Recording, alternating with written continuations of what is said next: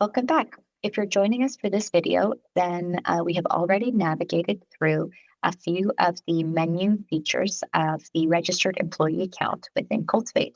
We've gone through our account details, we've gone through our management settings, and in this video, we'll be moving through the remainder of the menu items below.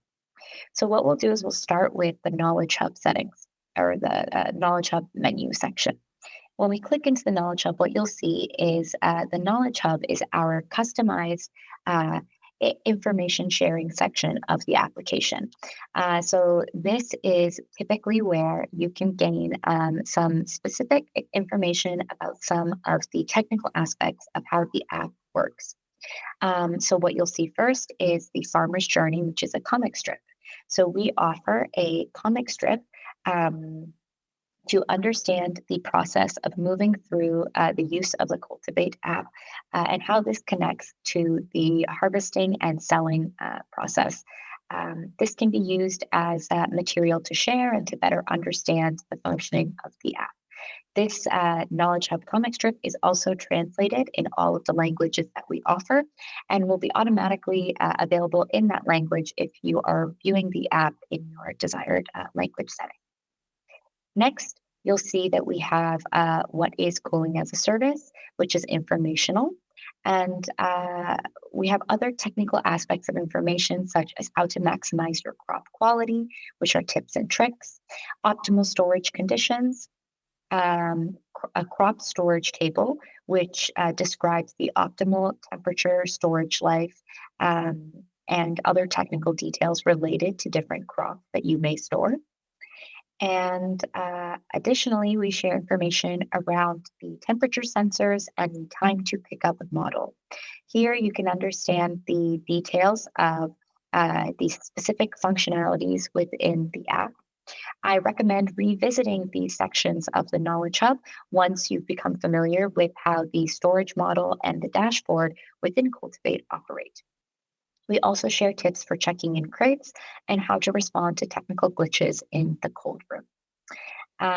What you'll see also at the bottom is you can refer to the operator's manual for any further information if you click this button right here. That will take you to an external PDF export, which you can download as well.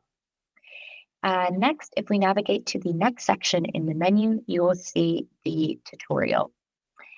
So the tutorial here is the same thing that will be presented to a user when they log into the application for the very first time. So what we can do here is click Start on the tutorial, and you'll see that this tutorial will guide you through multiple steps to introduce you to the functionality of the app.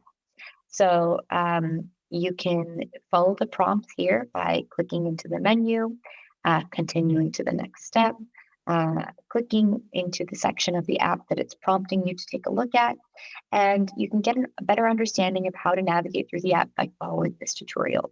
For the sake of this introduction video, we'll quit the tutorial here, but I recommend for all users to move through all the steps of the tutorial. Next, you can see our FAQ section.